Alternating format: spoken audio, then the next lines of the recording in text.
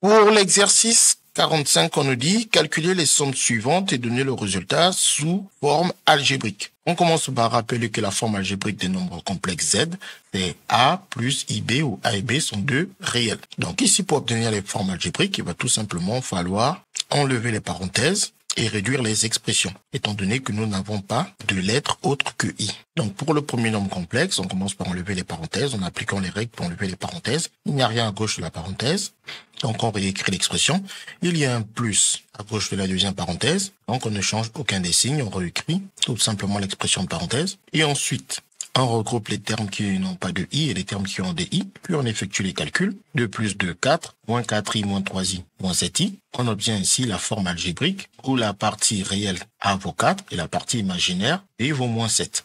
On refait exactement la même chose pour la B. Il n'y a rien à gauche de la parenthèse, donc on réécrit exactement ce qu'il y a dans la parenthèse. De même pour la deuxième parenthèse, il y a un plus, donc on réécrit ce qu'il y a dans la deuxième parenthèse. Puis on regroupe les termes qui n'ont pas de i, ainsi que les termes qui ont i. 1 plus 2, ça fait 3. Moins 5i plus i, plus 1i, donc moins 5 plus 1, ça nous donne moins 4i. On obtient la forme algébrique avec la partie réelle A qui vaut 3 et la partie imaginaire B qui vaut moins 4. Pour la question C, on fait exactement la même chose. Il n'y a rien à gauche sur la première parenthèse, donc on réécrit ce qu'il y a dans la première parenthèse. À gauche de la deuxième parenthèse, il y a un plus, donc on réécrit ce qu'il y a dans la deuxième parenthèse. Puis on regroupe les termes qui n'ont pas de i, et on regroupe les termes qui ont i. Puis 3 plus 1 nous donne 4, et plus 3i moins i, donc moins 1i, 3 moins 1, ça nous donne plus 2i. Cette fois, la partie réelle A vaut 4 et la partie imaginaire B vaut 2. Pour la question D, c'est toujours pareil. Il y a le moins. Donc, s'il y avait eu un moins juste avant la parenthèse, il fallait changer les signes. Comme on a à chaque fois que des plus, il faut réécrire exactement ce qu'il y a dans la parenthèse. Et s'il y avait autre chose que plus et moins, par exemple 10, il aurait fallu distribuer le 10 par multiplication. En fait,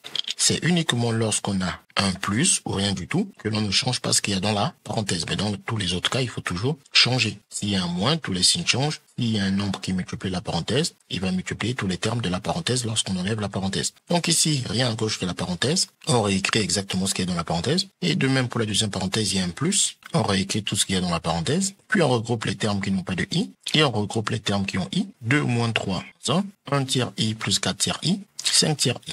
On obtient ainsi la forme algébrique où la partie réelle A vaut moins 1 et la partie imaginaire B vaut 5 sur 3. CQFD, ce qu'il fallait découvrir.